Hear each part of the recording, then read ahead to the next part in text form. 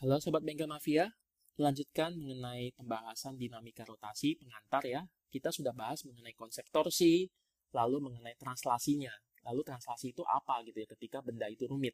Nah sekarang kita akan masuk kepada momen inersia.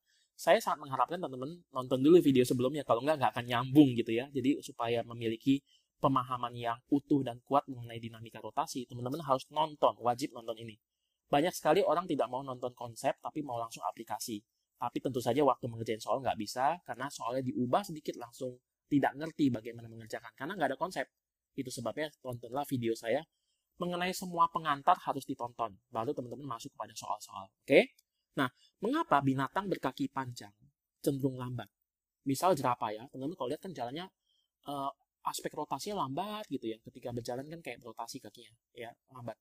Hamster itu cepat, putar gitu ya, putar cepat sekali. Tapi tentu saja pendek. Saya tidak bicara tentang berapa jauh mereka pindah, saya bicara tentang putarannya. Putarannya kaki jerapah sama putarannya kaki hamster, ternyata jerapah lebih lambat. Mengapa? Momen inersia. Jadi ada kaitan antara momen inersia dengan panjang, dengan jarak. Makin besar jaraknya, makin susah. Makin panjang jaraknya, makin susah untuk diputar. Nah, teman-teman, kita akan lihat di sini ya, misalkan ada suatu benda, lalu misalkan diikatkan dengan ini ya, batang tapi batangnya tipis tidak bermassa, jaraknya R. Lalu saya tarik massa beban yang terkonsentrasi di sini M, ditarik dengan ke bawah. Pada saat itu ya, pada detik itu tiba-tiba dia mengalami sigma F sama M dikali A tangensial. A tangensial maksudnya ketika dia berotasi, di sini ada A yang menyinggung lingkaran ini gitu ya. A lurus ini ya. Itu saat itu A yang menyinggung lingkaran adalah A tangensial. Nah, gayanya adalah F sama M kali A. Nah, misalkan sebelah kiri saya kalikan R, sebelah kanan saya kalikan R. Kenapa saya kalikan R? Karena saya mau ubah ini ke torsi. Ingat sebelumnya di video pertama ada konsep torsi. Nah, sebelah kiri kalikan R, sebelah kanan kali R. Nah, apa itu A rotasi, A tangensial ya, A putar itu, A tangensial adalah alfa dikali R. Teman-teman silahkan nonton dinamika rotasi mengenai gerak melingkar beraturan. Saya ada bahas mengenai omega kali R adalah V. Nah, tentu saja alfa kali R juga adalah A ya, A rotasi. Nah, di sini ada F kali R itu torsi, di sini ada alfa, alfa itu adalah kecepatan sudut. Maka di sini ada M dikali R dikali R. Saya satukan menjadi seperti ini. Jadi saya tuliskan torsi sama I kali alfa, di mana I-nya apa? MR kuadrat. Jadi kalau benda titik dengan jarak tertentu saya kasih gaya atau torsi, maka kesulitan ini untuk berputar, ya kesulitan untuk diputar gitu ya, itu adalah MR kuadrat. Karena benda titik ya. Jadi, bagaimana kalau bendanya nanti macam-macam? Nanti kita akan lihat ya.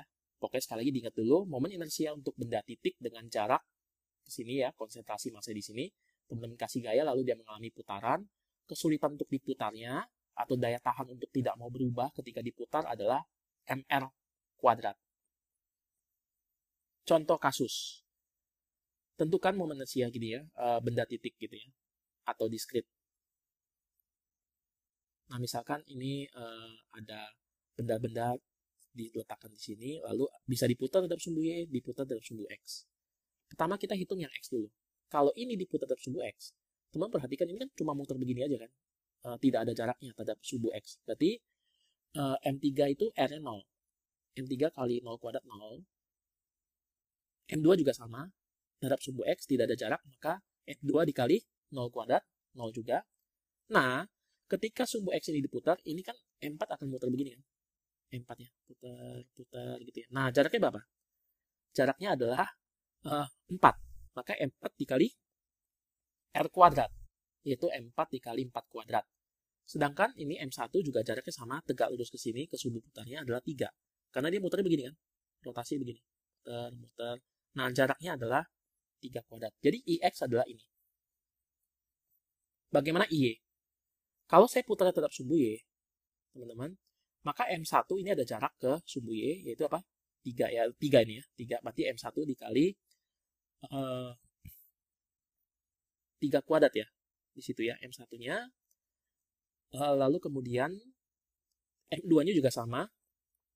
Ada jarak ke situ, panjangnya 5 ya. Itu sebabnya teman-teman akan mendapatkan M1 dikali 5 kuadrat. Ya. Lalu M4 gimana? Tidak ada jarak terhadap sumbu Y. Maka di situ M4 dikali 0 kuadrat, 0. M3 ada jaraknya yaitu 4, berarti M4 dikali 4 kuadrat.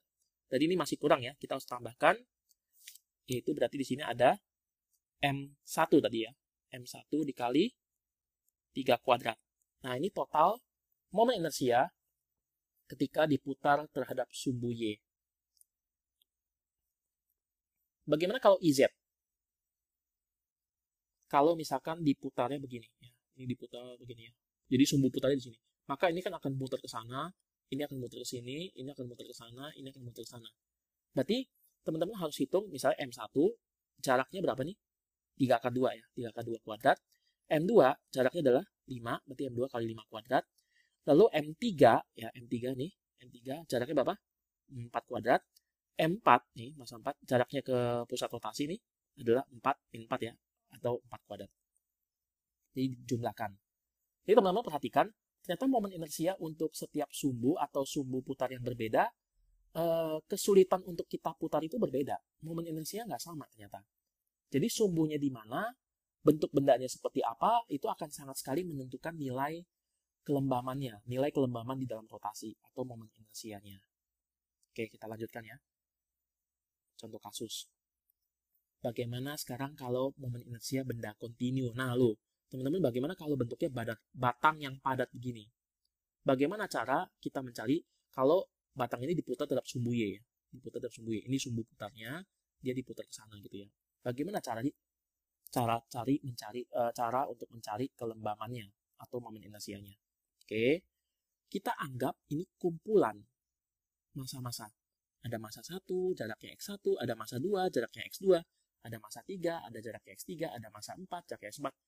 Masanya ini kumpulan masa-masa yang banyak, di mana semuanya adalah M totalnya.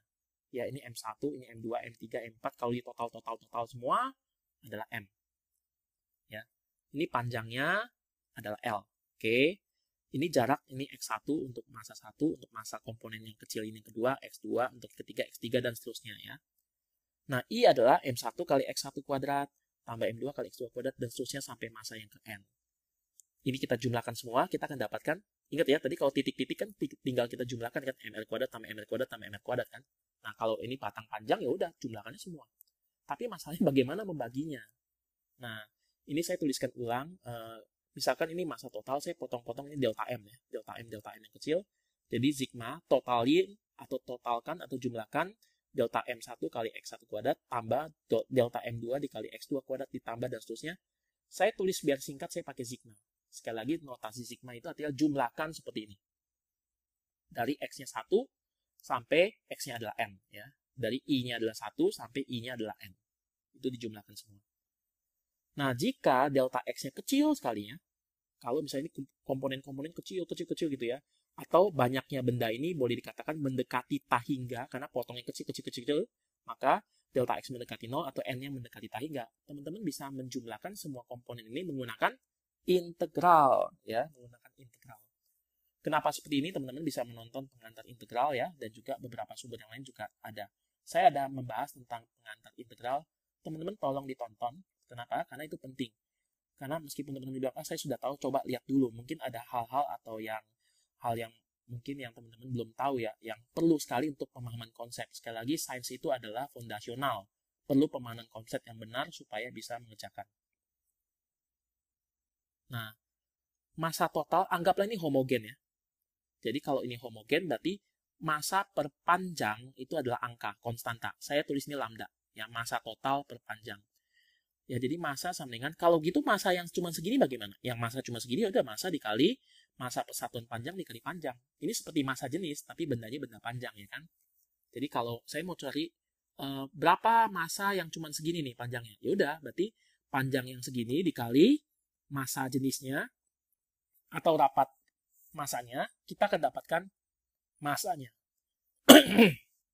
Nah, teman-teman, kalau misalkan ini dipotong-potong ya, delta M, maka saya dapatkan nih lambda kali juga dengan potongan kecil ini, delta X. Ya. Kalau dalam notasi diferensial, pakai dm sama dengan lambda dikali dx. Nah, integral x kuadrat dm, apa itu dm? Dm adalah lambda kali dx. Lambdanya konstan, saya keluarkan dari integral, angka itu ya. tinggal integral x kuadrat dx. Teman-teman bisa nonton video saya mengenai integral ya, bagaimana mengintegralkan ini. Lalu teman-teman dapat sepertiga x pangkat 3 tambah c. Nah, batasnya integral di mana sampai mana? Batasnya dari 0 sampai L. Ya, dari 0 sampai L, maka integralnya 0 sampai L. Saya masukkan L-nya ke sini, dia lambda dikali sepertiga L pangkat 3 tambah C, ya. Lalu masukin 0-nya juga, lalu diselisihkan. Kita akan dapatkan seperti itu. Maka kita dapatkan sepertiga kali lambda kali L kuadrat. Nah, teman-teman, lambda kali L apa? Ini kan lambda L pangkat 3. Saya boleh tuliskan lambda kali L kuadrat kan. Nah, lambda kali L adalah, di sini coba lihat, lambda kali L adalah massa total. Maka I adalah sepertiga massa total kali L kuadrat. Jadi, momen inersia untuk batang panjang, kalau kita putar rotasinya itu dengan pusat rotasi di ujung batangnya, maka momen inersianya sepertiga ml kuadrat. Nah, beberapa momen inersia bentuk yang lain bagaimana? Sekali lagi, ini kita review ya. Kalau bentuknya titik seperti ini, M di sini, lalu ada jarak, maka I-nya apa? mr kuadrat. Bagaimana kalau misalkan batang ini? Ini yang tadi. Ini batang ini massa ini massa total, lalu diputar di ujungnya, maka kita dapatkan I-nya sepertiga ml kuadrat. Kalau misalkan di tengah-tengah atau di pusat massanya ya, kita putar di mana rotasinya terhadap pusat massa batang ini. I-nya juga sama, teman-teman kalau hitung pakai integral akan dapatkan 12 ml kuadrat. Bagaimana kalau benda cincin? Ya, cincin ya, atau silinder ya, silinder tapi kopong ya. Ini bolong atau cincin lah ya. I-nya berapa? Teman-teman hitung pakai integral, teman-teman juga akan dapatkan ml kuadrat. Mirip ya. Hati-hati, ini mirip tapi nggak sama gitu ya. Oke. Bagaimana kalau silinder pejal atau tabung pejal? Pusat rotasi begini, ini kayak silinder digelindingkan gitu ya. I-nya berapa? Pakai integral, teman-teman akan dapatkan setengah ml kuadrat. Lalu yang bola pejal 3 dimensi ya. Dengan jari-jari adalah R. Berapa I-nya? Kalau ini massa total M, jari-jarinya R, maka I-nya adalah 2/5 mr pangkat 2. Teman-teman, ini harus dihafal ya, untuk memudahkan kita mengerjakan soal. Teman-teman kalau tanya ini dari mana? Ya sama, pakai integral. Jadi kalau tadi kan ini massa ya, massa kecil, ml kuadrat tambah ml kuadrat tambah ml kuadrat, jumlahin, teman-teman dapat ini. Ini juga sama ya. Ini juga sama, ml kuadrat tambah ml kuadrat tambah ml kuadrat tambah ml kuadrat tambah ml kuadrat, dijumlahin semua, dapatnya ini. Ya, massa total dikali R kuadrat. Yang ini juga sama, ya ml kuadrat yang kecil, itu dijumlahkan semua, komponen-komponennya, teman-teman akan dapat setengah ml kuadrat, bola pejal 2/5 ml kuadrat. Teman-teman bisa buktikan ini sebagai PR untuk membuktikan ini rumusnya dapat dari mana saja ya, melalui integral. Oke, tapi ini tolong dihafal untuk memudahkan kita mengerjakan soal-soal dinamika rotasi.